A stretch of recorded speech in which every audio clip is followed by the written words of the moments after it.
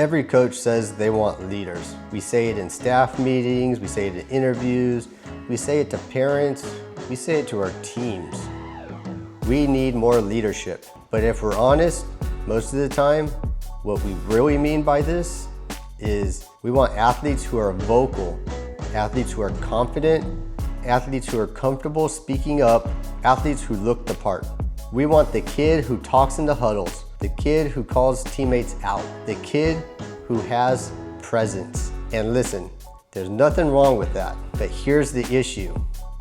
Not every great leader looks like that, and not every vocal athlete is actually leading. In high school sports, leadership doesn't come fully formed. It's fragile, it's developing, and if we force it into one mold too early, we don't accelerate growth, we'll shut it down. I've coached athletes who barely spoke for the first 2 years they were in the program. But when they showed up early, everyone noticed. When they worked consistently, everybody followed. When things got hard, they didn't flinch. They weren't loud, but they were solid. And when they finally did speak, people listened because the behavior was already established. Today, we're talking about how great programs develop leaders without forcing personality changes, and why that's one of the most important things we can do if we actually care about culture. This is Beyond the Scoreboard, Hold the Line. The leadership myth that hurts programs. One of the most common leadership mistakes coaches make is confusing leadership with volume. If an athlete is loud, confident, and comfortable talking in front of a group, we label them as a leader almost immediately. And sometimes that's earned, but sometimes it's just personality. Volume is easy to see. Influence is harder. I've seen loud athletes who talked constantly, but cut corners when no one was watching. I've seen confident athletes who demanded accountability from others, but resisted it themselves. And I've seen quiet athletes who never said a word, but whose absence changed the entire energy of practice. Ask yourself this, and really think about it. Who do athletes watch during conditioning? Who sets the tempo during warm-ups? Who responds first when things go wrong? Who handles correction without defensiveness? Leadership lives there. But when we only reward volume, here's what happens. Quiet athletes disengage. Developing leaders stay hidden. And vocal athletes learn that talking matters more than doing. That's how culture gets hollow. And the message, whether we intend it or not, becomes this. Leadership here looks one way. If that's not you, stay in your lane. That's not leadership development. That's leadership filtering. What leadership actually is and why this changes everything. Leadership is influence. Period. If other athletes adjust their behavior because of you, if they follow your habits, if your presence challenges standards, you're leading. And leadership almost always shows up in habits before it shows up in words. That's especially true at the high school sports where confidence is still forming. Our job isn't to turn athletes into someone they're not. Our job is to help them become more consistent versions of who they already are. Think about that for a moment. We don't need to manufacture leaders. We need to recognize influence and nurture it. Leadership development should be intentional, but never forced, because forced leadership creates performance. Authentic leadership creates trust. And trust is the currency of culture. Area number 1, behavior before voice. Great programs are crystal clear about one thing. Leadership starts with behavior, effort, body language, coachability, accountability, response. These are leadership behaviors, and here's the key question for coaches. What do you consistently recognize? If the only leadership you praise is vocal leadership, that's all your team will value.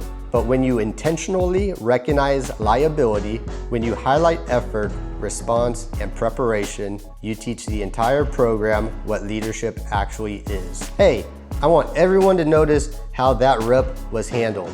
That's what accountability looks like. That's leadership. When you do that consistently, something shifts. Quiet athletes feel seen. Consistent athletes gain confidence, and leadership expands beyond one personality type. And here's what almost always happens next. Once behavior is established, voice often follows. But even if it doesn't, leadership is still happening because teams don't follow speeches first. They follow example. Area number 2, modeling the standard you set without speaking. Athletes don't learn leadership from what we say. They learn it from what we do. They watch how you handle mistakes. They watch how you respond to officials. They watch how you talk about opponents. They watch how you act when things don't go your way. They watch everything. You cannot demand composure and model panic. You cannot preach accountability and avoid responsibility. You cannot talk about respect and lose it publicly. This is uncomfortable, but it's real. Leadership development isn't a lesson plan. It's a daily behavior. And whether we like it or not, we are always teaching something. So the question isn't, are you teaching leadership? It's, what kind? When coaches hold the line emotionally, athletes learn stability. When coaches stay consistent, athletes learn trust. And trust is what allows leadership to grow without force. Area number 3, responsibility over titles. One of the fastest ways to develop leaders is to give responsibility, not titles. Captains matter, titles have value, but responsibility develops leadership faster because responsibility creates ownership.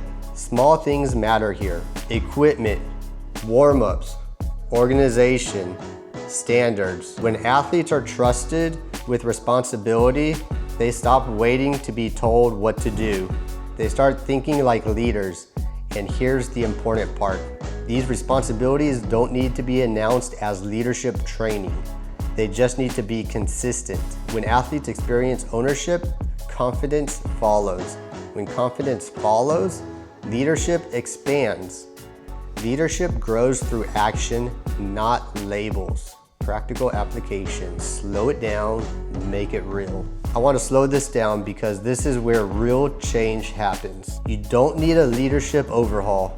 You don't need a committee. You don't need a new program. You need intentional moments. Here's the process.